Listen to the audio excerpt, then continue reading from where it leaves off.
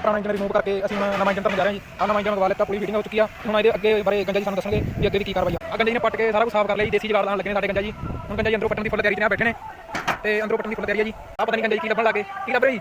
ਆਹ ਗੰਜਾ ਜੀ ਕੀ ਲੱਭ ਰਹੇ ਹੋ? ਆ ਬਈ ਪੂਰੀ ਤਿਆਰੀ ਆ ਗੰਜਾ ਜੀ ਨਾਲ, ਪੱਟਣੀ ਜੀ ਦਾ ਬੈਰਿੰਗ ਖਰਾਬ ਹੈ ਤੇ ਹੁਣ ਦੱਬ ਦੇਣਾ ਕੰਮ। ਆਹ ਇੰਜਨ ਲਟਕਾਉਣ ਵਾਲਾ ਬੱਸ ਚੱਕ ਕੇ ਇੰਜਨ ਦੇ ਉੱਤੇ ਧਰਨਾ। ਅਗਲੀ ਵੀਡੀਓ ਤੁਹਾਨੂੰ ਦਿਖਾਵਾਂਗੇ ਕਿਸ ਤਰ੍ਹਾਂ ਇੰਜਨ ਫਿਟਿੰਗ ਹੁੰਦਾ ਹੈ। ਸਾਡੀ ਵੀਡੀਓ ਨੂੰ ਲਾਈਕ ਕਰੋ, ਸ਼ੇਅਰ ਕਰੋ, ਫੋਲੋ ਕਰੋ। ਇਸ ਤਰ੍ਹਾਂ ਦੀਆਂ ਹੋਰ ਵੀਡੀਓ ਦੇਖਣ ਲਈ ਤੇ ਆਪਣਾ ਦੇਸੀ ਜੁਗਾੜ ਵਾਲੀਆਂ ਵੀਡੀਓ ਦੇਖਣ ਲਈ ਸਾਡੇ ਚੈਨਲ ਨੂੰ ਸਬਸਕ੍ਰਾਈਬ ਤੇ ਹੋਰ ਵੀਡੀਓ ਦੇਖਣ ਲਈ ਤਾਂ ਸਾਡਾ ਪਹਿਲਾ ਭਾਗ ਹੈ ਜੀ। ਅਗਲੇ ਭਾਗ ਹੌਲੀ ਹੌਲੀ ਆਉਣੇ ਸ਼ੁਰੂ ਹੋ ਜਾਣਗੇ। ਕਿਰਪਾ ਕਰਕੇ ਸਾਡੇ ਚੈਨਲ ਨੂੰ ਕਰੋ ਸਬਸਕ੍ਰਾਈਬ। ਆ ਡਬਲ ਸਿਲੰਡਰ ਇੰਜਨ ਤਾਰ ਕੇ ਜੀ ਆਪਾਂ ਹੁਣ 3 ਸਿਲੰਡਰ ਇੰਜਨ ਰੱਖਿਆ ਜੀ ਇਹਦੇ ਤੇ। ਹੁਣ ਇਹ ਇੰਜਨਾਂ ਦੀ ਚਲਵਾਈ ਤੇ ਬਾਕੀ ਸਾਰਾ ਕੁਝ ਤੁਹਾਨੂੰ ਅਗਲੀ ਵੀਡੀਓ 'ਚ ਸ਼ੇਅਰ ਕਰਾਂਗੇ। ਕਿਰਪਾ ਕਰਕੇ ਚੈਨਲ ਨੂੰ ਕਰੋ ਸਬਸਕ੍ਰਾਈਬ।